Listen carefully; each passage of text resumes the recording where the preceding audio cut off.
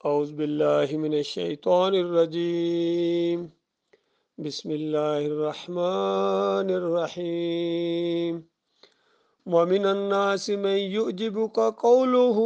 في الحياة الدنيا ويشهد الله على ما في قلبه وهو ألد الخصام۔ یہ سورہ البقرہ کا درس جاری ہے اردو ترجمے اور مختصر تشریح کے ساتھ۔ فرمایا، انسانوں میں کوئی تو ایسا ہے جس کی باتیں دنیا کی زندگی میں تمہیں بہت بلی معلوم ہوتی ہیں، اور اپنی نیک نیتی پر وہ بار بار اللہ کو گواہ ٹھہراتا ہے، یعنی قسمیں اٹھاتا ہے، مگر حقیقت میں وہ بدترین دشمن حق ہوتا ہے۔ یہ ایک بہت ہی زبردست غور و فکر کی دعوت ہے۔ اللہ خود گواہی دے رہا ہے کہ انسانوں میں کچھ انسان ایسے ہیں جن کی باتیں بڑی زبردست نپے تلے الفاظ کے ساتھ وہ بولتے ہیں، اور لوگوں کو ایسے لگتا ہے کہ یہ صحیح معنوں میں انسانیت کا خیر خواہ ہے، اور یقین دلانے کے لیے قسمیں بھی اٹھاتا ہے کہ بالکل جو بات میں کہہ رہا ہوں بالکل میرے دل میں جو ہے زبان پر وہی ہے۔ اور پھر مالک الملک خود گواہی دیتا ہے کہ اصل مسئلہ یہ ہے، یہ آدمی، یہ جو لیڈر ہے، یہ جو تقریر کرنے والا ہے، خیر خواہ بن کے آیا ہے، یہ صحیح معنوں میں جگڑالو آدمی ہے اور بہت زیادہ فسادی آدمی ہے۔ پھر بتایا گیا کہ جب اس کو موقع ملتا ہے، چونکہ پہلے تو آیا تھا، وعدے کرتا تھا نیک نیتی کے اور بڑی خیر خواہی کے ساتھ، لیکن جب موقع ملا اس کو، جب اس کو اقتدار حاصل ہوتا ہے، یعنی کوئی اختیارات اس کے پاس آتے ہیں، تو اس کی زمین پر ساری دوڑ دھوپ ہوتی ہے، وہ فساد پھیلانے کے لیے، کھیتیوں کو غارت کرنے کے لیے، نسل انسانی کو تباہ کرنے کے لیے۔ حالانکہ اللہ جسے وہ گواہ بنا رہا تھا، یعنی قسمیں اٹھا رہا تھا جس اللہ کو گواہ بنا کے، وہ فساد کو ہرگز پسند نہیں کرتا ہے۔ اور فساد، یہ جو سب سے بڑا فساد ہوتا ہے، جس کی ساری چھوٹے فساد اس کی شاخیں ہیں، جڑیں ہیں، وہ شرک ہے۔ ظہر الفساد فی البر والبحر بما کسبت ایدی الناس قل سیروا فی الارض فانظروا کیف کان عاقبۃ الذین من قبل کان اکثرهم مشرکین۔ مالک فرماتا ہے خشکی اور تری میں فساد برپا ہو گیا، اور یہ لوگوں کے اپنے ہاتھوں کی کمائی ہے جو ان کے منہ کے اوپر دے ماری جا رہی ہے۔ اور زمین پر چلو پھرو، دیکھو کہ پچھلی قوموں کو کیوں تباہ و برباد کر دیا گیا تھا، ان کی اکثریت مشرک بن گئی تھی۔ تو یہ شرک سب سے بڑا فساد ہے۔ اس لیے شرک اور کفر پھیلانے والوں کو جب کہا جاتا ہے کہ دیکھو زمین کے اوپر فساد مت پھیلاؤ، اس کی اصلاح ہو چکی ہے، تو اب تم پھر فساد دوبارہ کیوں برپا کرنے لگے ہو؟ کیونکہ اللہ تعالیٰ نے ہر دور کے اندر اس فساد کو نیست و نابود کیا ہے، اور پھر خالص مومنوں کو آگے موقع دیا ہے۔ جس طرح نوح علیہ السلام کی قوم، صرف وہ کشتی میں بٹھائے جانے کے جو لائق تھے چند لوگ تھے، وہ بچے ہیں، باقی سب کو مار دیا گیا۔ یعنی فساد کی گویا اصلاح ہو گئی، اور زمین پر فساد نہیں ہے بلکہ صرف مومن بچ گئے ہیں۔ تو اصلاح ہو چکی، تو اس کے بعد پھر دوبارہ کیوں تم نے فساد برپا کر دیا؟ اس طرح بار بار قوموں کو یہی چیز بتائی گئی ہے، اور اس آخری امت کا معاملہ بھی یہی ہے، انہوں نے تو پچھلی ساری قوموں کے ریکارڈ توڑ دیے۔ تو اللہ تعالیٰ اس فساد کو بالکل پسند نہیں کرتا ہے۔ اور جب اس سے کہا جاتا ہے کہ اللہ سے ڈر، یعنی جب اس کو احساس بھی دلایا جاتا ہے کہ تو کیسی کیسی باتیں کرتا تھا کہ میں زمین پر رنگے جہاں بدلی کر دوں گا، دین نافذ کر دوں گا، نظام مصطفیٰ لے کے آ جاؤں گا،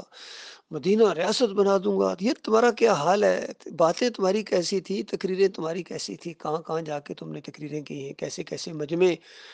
تم نے ان پر سحر طاری کر دیا ہے۔ لوگ بڑے تعریفیں کرنے لگے کہ کیا کہنا حضرت کی تقریر کا، بڑا زبردست بیان دیا ہے جنہوں نے، آج تو بالکل انہوں نے سارے مجمع کو جو ہے نا حیران کر دیا، ایسی ایسی باتیں۔ اور اس کے بعد تو اللہ سے ڈر، اب تیرا کیا حال ہے؟ تمہیں اقتدار بھی ملا، اس کے بعد ایک موقع ملا تمہیں، تو یہ تم نے کیا کر دیا؟ تو اس کو اپنے وقار کا خیال اس کے گناہ پر جما دیتا ہے۔ وہ جو اپنی عزت، جھوٹا نام اس کا، جھوٹی ناک اس کی، اس کا پندار ہے،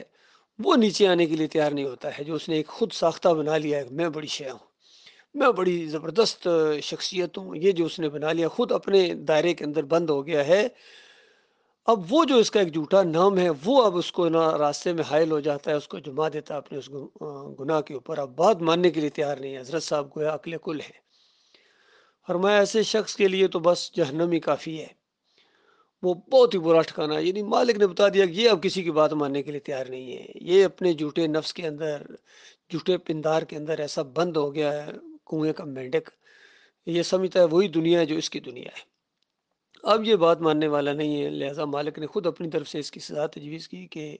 اس کی اور اس جیسے جتنے بھی کردار ہوں گے ان کی سزا بس صرف جہنم ہی کافی ہے، برا ٹھکانا ہے۔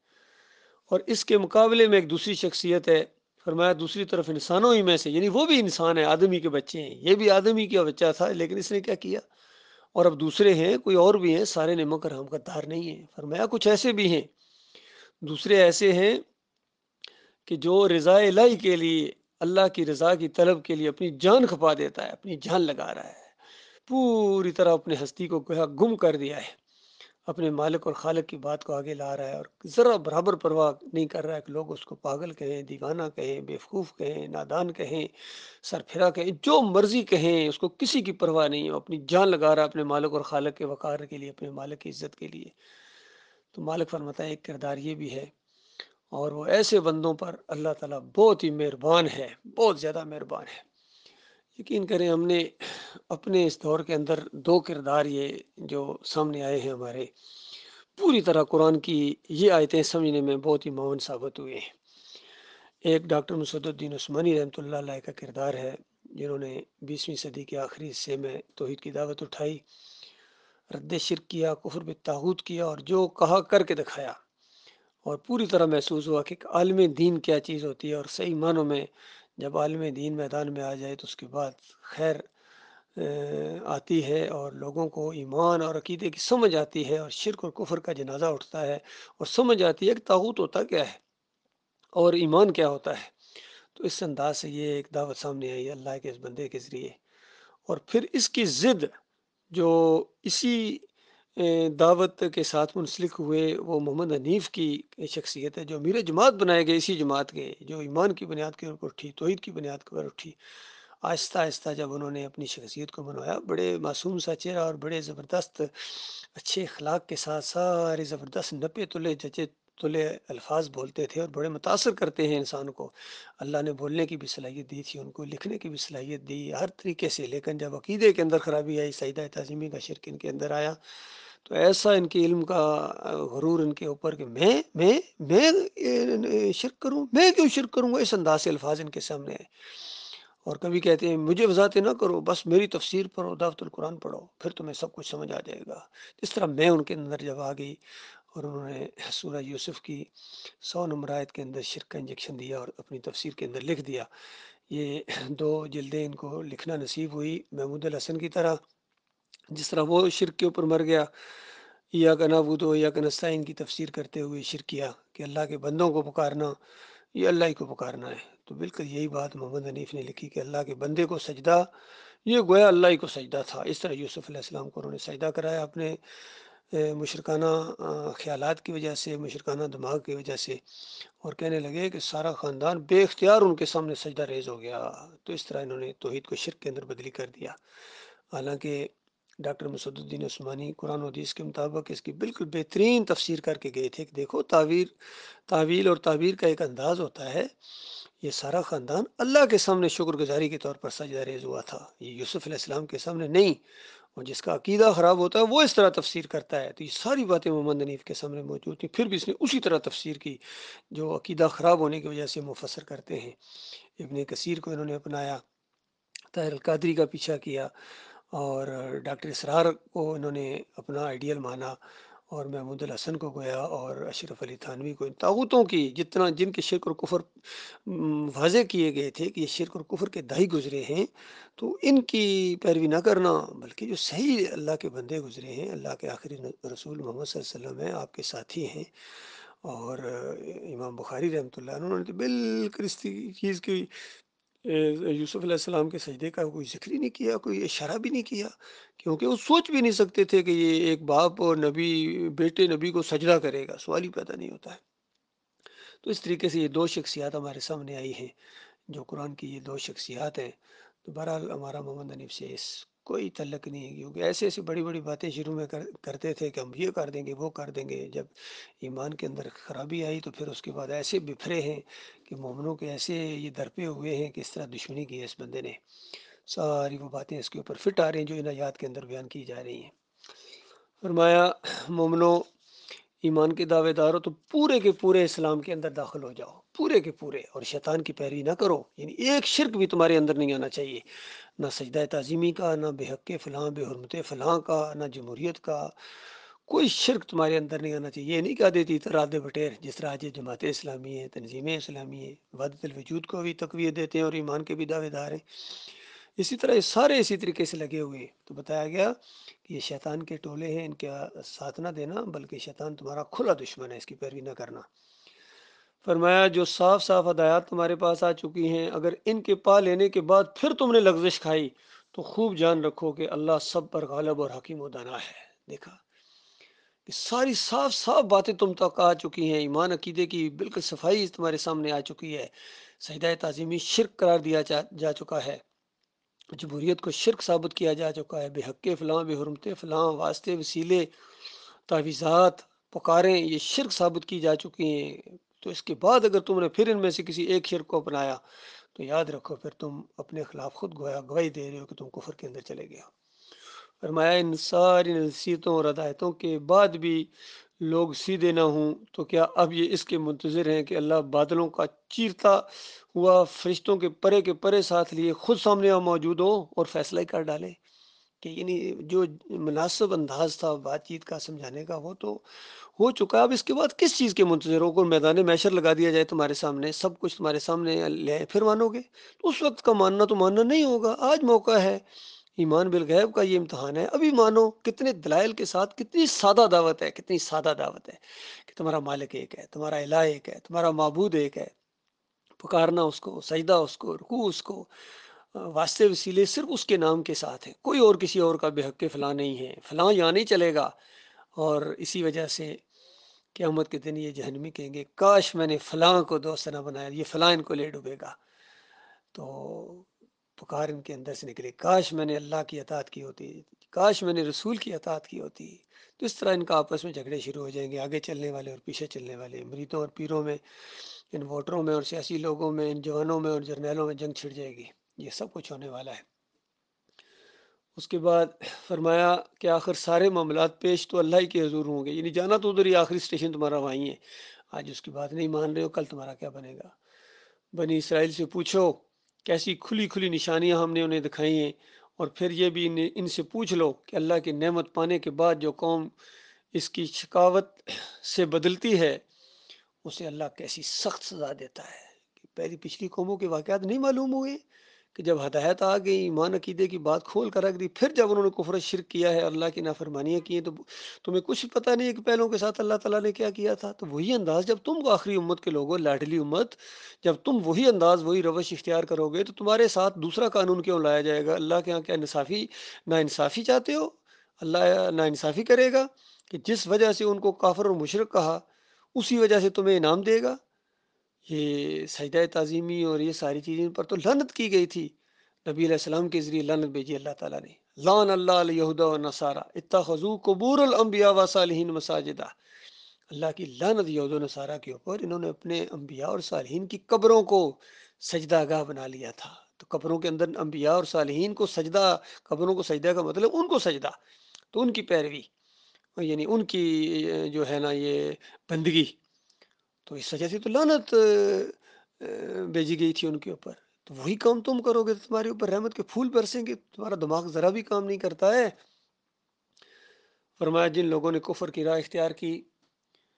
ان کے لیے دنیا کی زندگی بڑی محبوب اور دل پسند بنا دی گئی ہے، ایسے لوگ ایمان کی راہ اختیار کرنے والوں کا مذاق اڑاتے ہیں، بس مزے سے لگے ہوئے ہیں، کبھی دیوانہ کہتے ہیں، کبھی بیوقوف کہتے ہیں،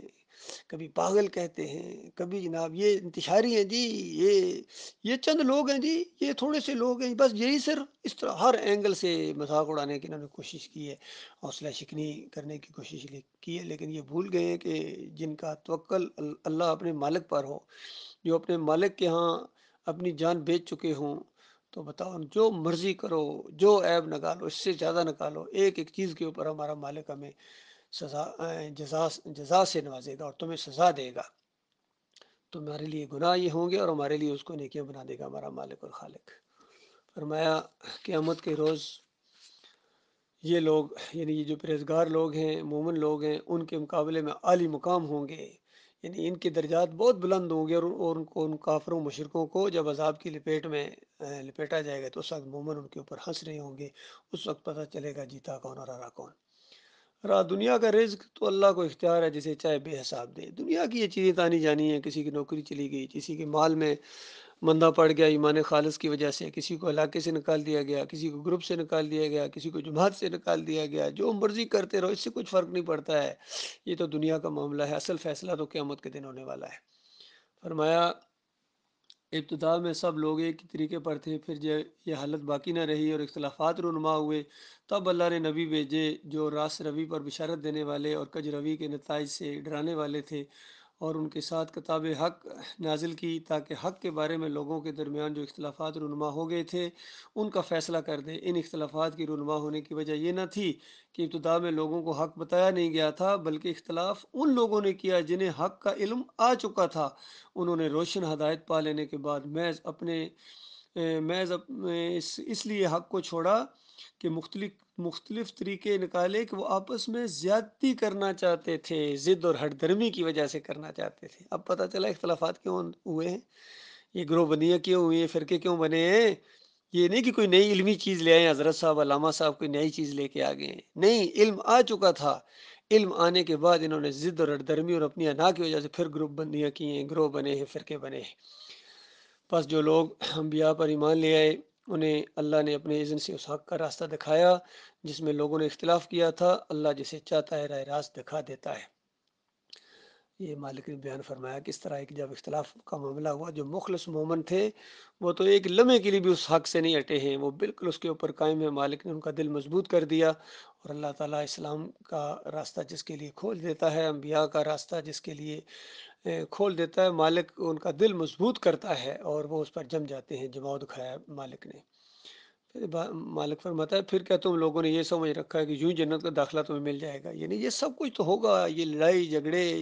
بڑی بڑی تکلیفیں مشرکوں کی، کافروں کی، اہل کتاب کی تمہیں سننے پڑیں گی مومنو، جنت کے دروازے تب کھلیں گے۔ حالانکہ ابھی تک تم پر وہ وقت آیا ہی نہیں جو تم سے پہلے ایمان لانے والوں پر گزر چکا ہے، ان پر سختیاں گزری، مصیبتیں آئیں، ہلا مارے گئے، حتیٰ کہ وقت کا رسول اور اس کے ساتھی اہل ایمان چیخ اٹھے کہ اللہ کی مدد کب آئے گی، یہاں تک مالک لے جاتا ہے۔ آزمائشیں اس طرح آتی ہیں، ہم اپنے مالک سے آزمائشوں سے پناہ مانگتے ہیں، لیکن آزمائشیں تو آئیں گی بھائی ہمارے ایمان کے مطابق، اور اللہ سے یہ دعا مانگتے ہیں کہ مالک ہمیں استقامت دینا، ہمارے اوپر وہ بوجھ نہ ڈالنا جو پہلے لوگوں پر آئے مالک، اور ہمارے اوپر وہ بوجھ نہ ہمارے کندھوں کے اوپر جو ہم اٹھا نہ سکیں مالک، ہمیں استقامت دے اور ہمیں ان کافروں کے اوپر، باغیوں کے اوپر، انتشاریوں کے اوپر، مرتدین کے اوپر، ان سب کے اوپر اللہ تعالیٰ ہمیں غلبہ عطا فرمائے۔ اقول قولی ھذا استغفر اللہ لی ولکم ولسائر المسلمین۔